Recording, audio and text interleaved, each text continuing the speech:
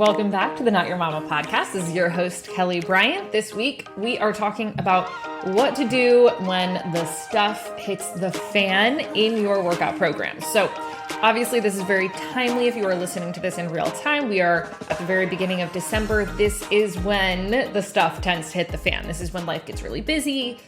There's travel, lots of chaotic stuff going on. And so I wanted to talk about what to do to make your movement practice sustainable regardless of what goes on in life. Not that we are going to push through and stick to the plan at all costs, but rather how to adjust the plan to make it work when life gets lifey, as I like to say. So the first thing is, much like I talked about in the last episode about eating around the holidays, we want to lead with grace. Give yourself grace. We are looking at a lifelong behavior, not a 6-week plan. We can white knuckle our way through a 6-week plan. We cannot white knuckle our way through our movement practice for the rest of your life. So we want to have that grace, that understanding that there are going to be ebbs and flows. There are going to be seasons of life where you are able to be more adherent and where you need to have a little bit more expectation that you're simply going to do a little bit less during this time. And that's completely fine. So we are going to lead with grace, and then we are going to create a comeback plan. So when you have this moment where you're like, okay, this is just not getting done this week. My workout program is not happening this week or this day or this month or whatever the time frame is. You say, I'm going to give myself grace. I'm going to miss some workouts or modify some workouts, and I'll explain that in a little bit. And my comeback plan is as follows. So what I mean by a comeback plan is a time frame where you say, I'm looking at the calendar. I know that we are going to need to adjust the plan for 3 days, for a week, for 3 weeks, for the entire month of December, whatever it is. You set a time frame and you set an expectation of what you're going to do when it's time to start again. That can mean looking at your calendar 3 weeks out, looking at your calendar for January 2nd this year, and putting your workout on the calendar, creating the expectation that this is when you're going to come back to your normal workout plan. It can mean having in place an accountability partner, whether that's a coach, a workout buddy, your partner, your life partner, telling them, hey, I'm taking some time off my workouts. I want to get back to it on January 2nd. I want you to help hold me accountable so that we can both plan for me to be doing this again on this date. That's a comeback plan. So you're leading with grace. You're creating the expectation, the understanding that life is not going to look the same all the time, and it's okay. It's normal. It's expected. It is part of the plan to have ebbs and flows and times where you do a little bit less. And when you have those times that you do a little bit less, you're going to have a plan in place for when you come back, because it does not matter what we do on the micro scale. It does not matter what we do every single day and every single week. What matters is what we do on the zoomed out big picture scale. Are we mostly moving most of the time? So the problem is not when we miss a workout or a week of workouts. The problem is when we make a week of workouts mean that we miss a month or 2 months or 3 months, because we've created this thing in our head where it's really hard to get started again. And so that's why the grace and the comeback plan are so important. It's not because, it is in one sense, it's because beating yourself up is crappy. It's uncomfortable. It's unpleasant. Of course, I want you to have grace for yourself, because why feel shitty if you don't have to? But the other reason for the grace and the expectation and the understanding that there are going to be ebbs and flows is so that it's part of the plan, so that doing less is actually part of the definition of success. Part of the plan is that we have times that we're not doing as much, so that when there's that time you're not doing as much, it's like, yay, I'm on plan. I'm doing exactly what's expected of me. I'm having a time where I'm not doing as much. That sounds like really trivial and like, that's not, I don't really need to do that. I don't need to like celebrate these imaginary wins, but you do. I promise you do. Your brain works just like a 4-year-old's brain, and you do need to create that win for yourself where doing less is the expectation. It's a success. And so when it happens, you can be like, yay, everything going to plan. And that's going to make it much easier to start again whenever your comeback plan says it's time to start again. So as a part of creating that comeback plan and leading with grace and adjusting expectations, we want to shift our goals a little bit. Not your like big picture way out in the future why, but your procedural goals, right? So a lot of the time we talk about like you have this big why, this big thing that you're working toward. Yes, keep that the same. Keep your eye on that. Stay inspired and motivated by that. But the execution is going to need to change.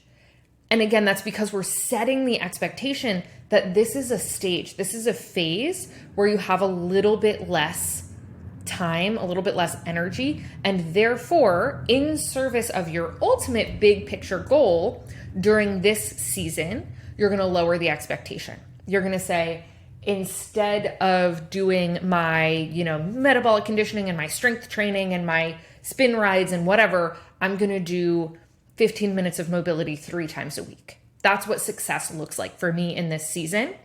And even though it doesn't seem like that's, maybe you have like a physique goal or a strength goal, even though that doesn't seem like it's actually in service of the strength goal, checking the box and feeling like you are successful during a low season is part of accomplishing your ultimate big picture goal. So we don't need to change the why. We just change the execution, the expectation of what you are going to do during this season. And you're going to shift toward a maintenance mindset where you're like, the purpose of my workouts, the purpose of my movement practice right now is to keep me regular. It's to keep me on top of a behavior, on top of a habit. I'm maintaining all the progress that I've made.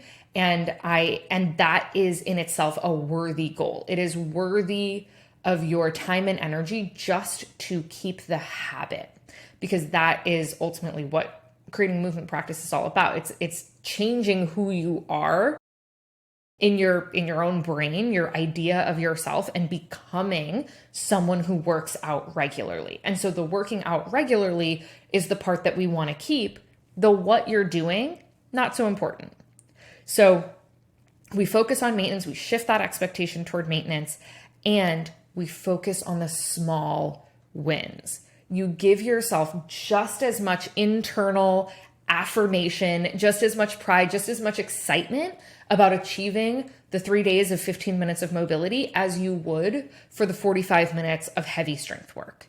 You give yourself that, this is like internal in your brain, you give yourself that like hormonal yummy feedback of like, yeah, I did the thing. I worked really hard. I held up my end of the bargain. I did what I said I was going to do.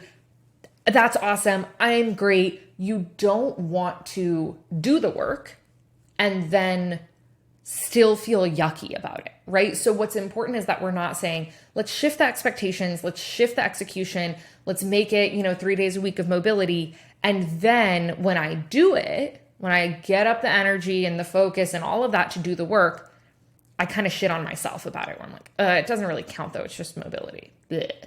That's a really surefire way to make sure that you don't keep doing it, that you don't stay consistent. So we don't want to do that. We want to give ourselves all of the credit for the win when you do show up and do your maintenance tasks. And then lastly, remember that rest is productive. I mean, I think there's like a higher level, big picture thing that I would love for everyone to get, which is that just like not everything has to be productive. You can do things just because you enjoy them, just because they feel good, just because, your human shell like doesn't need to be producing all the time. That's thing one. But also, if you're still stuck in that like everything has to be for a purpose, remember that rest is productive. I've seen it time and time and time again that when my clients go into a month of recovery work, when they come back from a single week of deload, they come back stronger. They come back with more energy. They achieve their goals. I'll share a story of a client who I've worked with now for a year, and we have been doing progressive overload strength training. She does her workouts. She's super consistent. She's been going for months of progressive overload strength training, and she saw some improvement in like, yeah, I'm definitely stronger. Like I do feel like I have more muscle in some places than I did, but she was really hitting a brick wall of feeling like she was only getting bigger, whether that's muscle or fat. She just felt like all my clothes are tight. I'm gaining weight. She was really frustrated. And, to my mind, I'm like, I get that. That doesn't compute. It feels like you are working really hard. I would expect to see some weight increase, some, muscle bulking, but I would also expect that to like taper off and to go the other direction eventually. And so, we had a little bit of a heart to heart, and I said, let's do a month of body weight and Pilates and recovery. And the body weight was still a lot of work, but we took the intensity way down for an entire month. And that's what broke it. That's where she broke through and she was like, I see muscle definition. I'm cutting down. I can totally see the difference. It does not make any logical sense, even to me. Like I, have lots of education in this. I work with lots of people.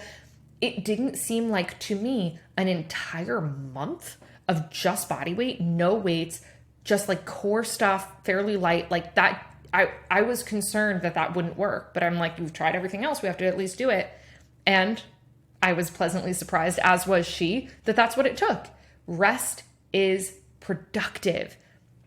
Taking time off to like, let your stress levels come down, let your cortisol levels come down, let your fuel, like your body's fuel stores come back, and you may be very pleasantly surprised by the difference. So I want to keep this quick and short for you today. I'm going to quickly go over once again the things that you need to do when you see that the stuff is hitting the fan with your workout program. You want to lead with grace. You want to make a comeback plan. When you're going to take time off, have a plan in place for when and how you're going to start again.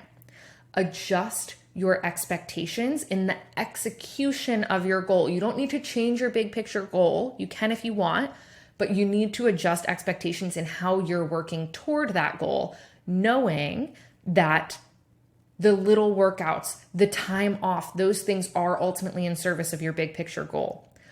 Give yourself the win. Focus on celebrating those small wins, and remember that rest and recovery are productive. That's it for this week. Have a fantastic holiday season. Any of the resources mentioned in today's episode will be available in the show notes. So go head to your podcast app and open up the show notes, or you can find them right on my website. And I would be so grateful if you would share today's episode with a friend. So just go back to your podcast app, hit the share button, and send the link over to someone who you think would benefit from this.